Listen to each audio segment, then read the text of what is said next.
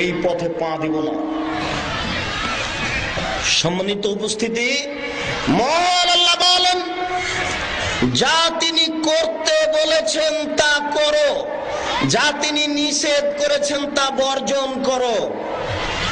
জনৈক মাওলানা সাহেব গাড়িতে চড়ে আসেন, চোখে দেখেন না, বগুড়া থেকে। উনি বলছেন, আব্দুর রাজাক সাহেব যদি নিষেধের দলিল দিতে পারে, নামাজের পরে হাত তুলে দোয়া করা চলবে না, একটা যদি নিষেধের দলিল দিতে পারে, আমি গাড়ি তো দিব 3 লক্ষ টাকাও দিব। জনাব, আমি গাড়িও চাই না, 3 লক্ষ টাকাও চাই না, আমি নিষেধও বলিনি হুজুর, আমি বলেছি রাসূল করেননি। আপনি করতে চাইলে দিয়ে দলিল দিয়ে করুন, করলে দেওয়া থাকতে হবে। আপনাকে বুঝাতে পারলাম না, এটা আপনার অজ্ঞতার পরিচয়। দুঃখিত। সম্মানিত উপস্থিতি, জোর করে ইসলাম প্রচারের চেষ্টা করিয়েন না। দোয়া শেষ করার সময় বেহক্কে লা ইলাহা ইল্লাল্লাহ বলে দোয়া শেষ করলে পাপ হতে হবে, আর আমিন সুম্মা আমিন বলে দোয়া শেষ করলে নেকি অবশ্যই হবে। বিরহমাতিকা ইয়া আরহামুর রাহিমিন বলে দোয়া শেষ করলে পাপ হতে হবে। যেমন আল্লাহ আল্লাহ আল্লাহ নামে জিকির করলে পাপ হতে হবে, নিশ্চিত হবে, অবধারিত হবে। কি বলতে হবে? আল্লাহু আকবার। আল্লাহ আকবার বললে নেকি হবে, অবশ্যই হবে, ইনশাআল্লাহ হবে। নবী বলেছেন সুবহানাল্লাহ, আলহামদুলিল্লাহ, আল্লাহু আকবার, এই বাক্যগুলো বললে আকাশ জমিন নেকিতে পরিপূর্ণ হয়ে যায়। অতএব সেটা আল্লাহু আকবার, সেটা আল্লাহ নয়। আপনি আপনার বাড়িতে ঘরে কি করে লিখলেন, একদিকে আল্লাহর একদিকে মোহাম্মদ, একদিকে আল্লাহর একদিকে মোহাম্মদ, মানে মোহাম্মদই আল্লাহ, আল্লাহই মোহাম্মদ, মোহাম্মদই আল্লাহ, আল্লাহই মোহাম্মদ। এটা এত বড় নোংরা কথা আছে, অসম্ভব। জ্বালিয়ে দিতে হবে ওই লেখা। মসজিদের দুইকে দিকে আপনি কি করে প্লেট লাগালেন, টাইলস, আল্লাহ মোহাম্মদ, এটা হয় কি করে? হিসাব একটু হিতাহিত জ্ঞান থাকতে হবে। জোর করে লেখকের মতো কাজ করিয়েন না, রাসূলের পদ্ধতিতে আসতে হবে। মহান আল্লাহ বলেন, রাসূল যা দিয়েছেন তা গ্রহণ করো, তিনি যা বর্জন করেছেন, নিষেধ করেছেন তা বর্জন করো। শুনুন, হাত তুলে দোয়া অবশ্যই করব। চন্দ্রগ্রহণে হাত তুলে দোয়া করব, সূর্যগ্রহণে হাত তুলে দোয়া করব, বিপদে পড়ে হাত তুলে দোয়া করব, সফরে বিপদে পড়েছি হাত তুলে দোয়া করব। কেউ দোয়া চাইলে এককভাবে হাত তুলে দোয়া করব, কবরস্থানে গিয়ে হাত তুলে দোয়া করব, যুদ্ধক্ষেত্রে গিয়ে হাত তুলে দোয়া করব, পানি চাইতে গিয়ে সবাই মিলে হাত তুলে দোয়া করব, হজ করতে গিয়ে সাফা পাহাড়ে উঠে হাত তুলে দোয়া করব, মারওয়া পাহাড়ে উঠে হাত তুলে দোয়া করব, আরাফার মাঠে হাত তুলে দোয়া করব, মুজদালিফার মাঠে হাত তুলে দোয়া করব, ওয়াদি মুহাসসারে হাত তুলে দোয়া করব, কাবা ঘর দেখে হাত তুলে দোয়া করব, পাথর নিক্ষেপের পরে হাত তুলে দোয়া করব। শুনুন, কবরের শাস্তিকে স্মরণ করে হাত তুলে দোয়া করব। বুখারী মুসলিমে প্রায় 32টি সহিহ হাদিস আছে হাত তুলে দোয়া করার। আবু দাউদ একটা হাদিস আছে, কেউ যদি আল্লাহর দরবারে হাত তুলে দোয়া করে তাহলে আল্লাহ তার খালি হাতখানা ফিরিয়ে দিতে লজ্জা বোধ করেন। হাত তুলে দোয়া করব, অবশ্যই অবশ্যই হাত তুলে দোয়া করব। হাত তুলে দোয়া করা উচিত, হাত তুলে দোয়া করতে আপনি বাধ্য। রাসূলের পদ্ধতিতে নামাজের পরে সবাই মিলে হাত তুলে দোয়া করলে পাপ হতে হবে। জানাজার পরে সবাই মিলে হাত তুলে, মাটি দেওয়ার পরে হাত তুলে দোয়া করলে রাসূলকে অপমান করা হবে। জালসা সভা সমিতির পরে হাত তুলে দোয়া করলে আল্লাহ রাসূলকে উপেক্ষা করা হবে। বিবাহের বৈঠক শেষে হাত তুলে দোয়া করলে রাসূলকে অপমান করা হবে। রাসূলকে অপমান করে কেউ জান্নাত কেনার চেষ্টা করিয়েন না, ভুল সিদ্ধান্ত। সম্মানিত উপস্থিতি, আপনারা যারা মাযহাবী ভাই আছেন তাদের তো কোনো কথাই নেই। কেন? আমার মাযহাবী ভাইয়েরা 500 বছর আগে নামাজের পরে হাত তুলে বেদাত বলেছেন। মুফতি ফাইজুল্লাহ হাটার যে চিটাগাং 100 বছর আগে বলেছেন। আর এদেশের মাওলানা আব্দুল্লাহ বিন ফজল রাহিমাহুল্লাহ জমিয়তের জড় কেনা চিনে না, তিনি তার নামাজ শিক্ষার 2য় সংস্করণের 2য় খণ্ডে বলেছেন যে নামাজের পরে হাত তুলে দোয়া করতে হবে, মনে করে করলে অবশ্যই বেদাত হবে। তিনি ভাষাটা লিখেছেন অবশ্যই।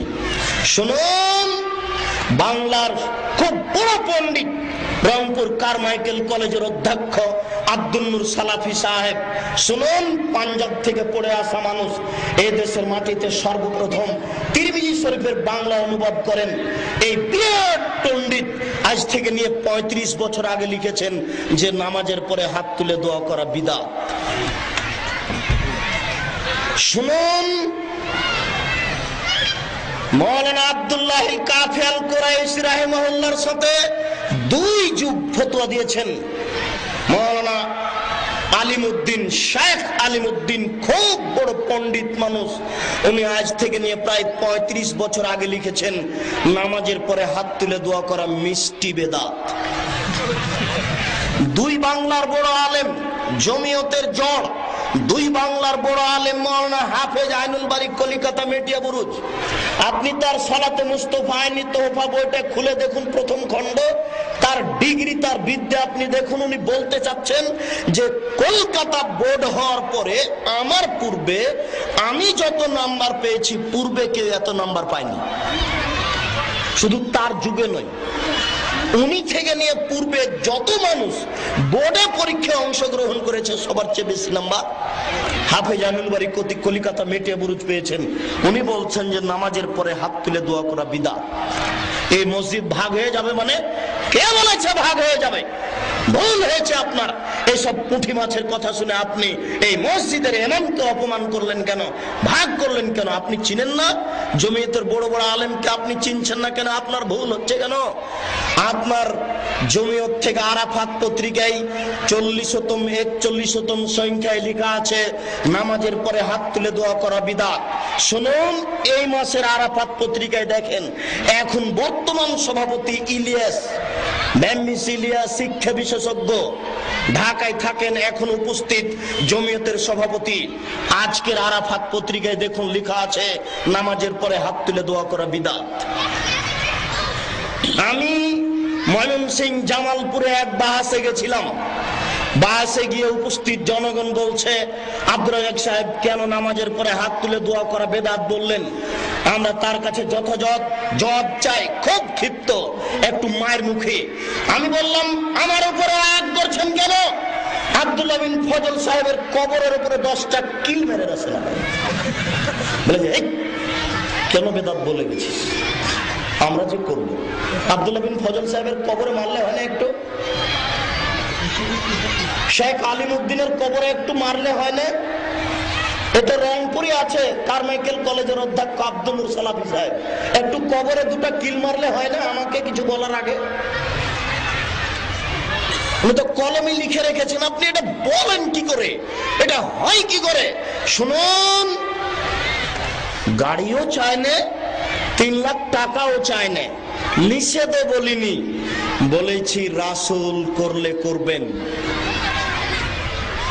আপনার গাড়ি দেখে, টাকা দেখে ইতস্তবোধ করি না। শুনুন, বিশ্বাস রাখি, আপনার আস্থার জন্য বলছি, জাতির যদি রাস্তাঘাট করে দিতে না পারি, জাতির যদি স্কুল কলেজ করে দিতে না পারি, জাতিকে চূড়ান্ত সঠিক ধর্ম দিতে পারবো, এতে বিশ্বাস ইনশাআল্লাহ। ধর্মের ব্যাপারে আপনার ক্ষতি করে পরকাল হারাতে রাজি নয়, এটা চাই না। আপনি হাত তুলে দোয়া করুন, রাসূলের পদ্ধতিতে করুন। আপনি এখন বাড়ি যান, বাড়ি গিয়ে ওযু করে পশ্চিম মুখে হাত তুলে দোয়া করুন। ইব্রাহিম আলাইহিস সালাম নিজের ছেলে মেয়ের জন্য হাত তুলে দোয়া করেছেন, আপনি কয়দিন করেছেন? হুজুর, আপনি যে ইমাম সাহেবকে মসজিদ থেকে তাড়িয়ে দিলেন, হুজুর আপনি কয়দিন করেছেন আপনার ছেলে মেয়ের জন্য দোয়া? আপনি হুজুর নিজেই জানেন না। আপনাকে যে আমি কি বলি, আপনার কেন ইতস্তবোধ হয় না? হুজুর, ইব্রাহিম আলাইহিস সালাম তার ছেলে মেয়েকে রেখে চলে যাচ্ছেন, আগে আগে হাঁটছেন ইব্রাহিম আলাইহিস সালাম, আর পিছে পিছে হাঁটছেন হাজেরা। পিছন থেকে বলছেন, আয়না তাযহাব ইব্রাহিম, ইব্রাহিম কোথায় যাচ্ছেন? আয়না তাযহাব ইব্রাহিম, ইব্রাহিম কোথায় যাচ্ছেন? ইব্রাহিম আলাইহিস সালাম স্ত্রীর দিকে ঘুরে দেখলেন না, নিরুপায় হয়ে স্ত্রী পিছন থেকে বলছেন, আপনি কি আমাকে এইভাবে রেখে চলে যাচ্ছেন আল্লাহর অনুমতিতে? আল্লাহ কি আপনাকে এইভাবে চলে যেতে বলেছে? আমি যে বুঝতে পারছি না, আমি এখানে থাকবো কি করে? আমার বাচ্চা নিয়ে আমি কি খাবো? আমি এখানে কি করে থাকতে পারি? আপনি আমাকে কিছু বলে যাবেন না? আল্লাহ কি আপনাকে এইভাবে চলে যেতে বলেছেন? ওই দিকেই মুখ করে বলছেন না, হ্যাঁ, হ্যাঁ ছাড়া কোনো শব্দ নেই। তখন স্ত্রী বলছেন, ঠিক আছে, আল্লাহ তাহলে আমাকে ধ্বংস করবেন না। এ দেখেন, উনি নিজেও বুঝেন না কিভাবে থাকবেন। একটু আগিয়ে গিয়ে ইব্রাহিম আলাইহিস সালাম আহাল পরিবারের দিকে তাকিয়ে দেখছেন দেখা যায় কিনা। দেখা যায় না। হাত তুলে দোয়া করতে লাগলেন, প্রতিপালক তুমি রেখে যেতে বলেছ, তাই আমি রেখে যাচ্ছি। তোমার কথা আমি পালন করি প্রতিপালক। আমি জানি না আমার স্ত্রী কিভাবে থাকবে, আমার স্ত্রীও জানে না সে কিভাবে থাকবে। এখানে ঘাস পাতাও নেই, মানুষজনও নেই, দোকানপাটও নেই। তুমি বলেছো তাই আমি রেখে চলে গেলাম তোমার উপরে ভরসা করে। দীর্ঘ সময় ধরে আহাল পরিবারের জন্য হাত তুলে দোয়া করলেন। বুখারী মুসলিমের হাদিস। একটু আহাল পরিবারের জন্য হাত তুলে দোয়া করতে পারেন না? নামাজের পরে হাত তুলে দোয়া করেন, নিজে একবারে ক্ষেপে উঠলেন।